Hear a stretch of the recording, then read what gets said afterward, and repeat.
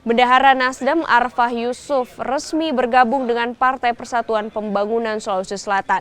Secara simbolis, Arfan Yusuf diterima langsung oleh Ketua DPW P3 Sulawesi Selatan, Amir Uskara. Kehadiran Arfah Yusuf diharapkan bisa mendongkrak elektabilitas partai berlambang Ka'bah tersebut.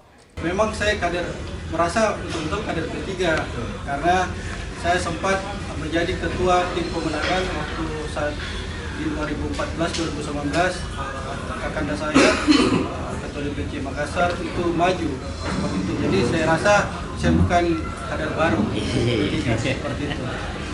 Makanya saya memilih kembali. Bukti bahwa P3 yang selama ini dicap bahwa P3 itu partai untuk orang-orang tua sudah terbukti bahwa P3 saat ini sangat merangkul anak muda dan memberikan kesempatan kepada anak muda untuk menunjukkan kualitasnya. Dan bergabungnya kakakku satu ini itu insya Allah akan memberikan angin segar kepada P3 terkhusus di Pulau Makassar. Berapa persen anak muda di P3? Kami tidak membatasi harus berapa persen yang caleg. Itu mungkin jadi pertanyaan saya, berapa persen kota kami tidak membatasi itu. Yang kami tanamkan bahwa kalau memang punya potensial ya silakan aja. Dan memang kita mempunyai kriteria sendiri. Jadi kami tidak memporsir bahwa tokoh-tokoh senior sekian persen, anak muda sekian persen, tidak.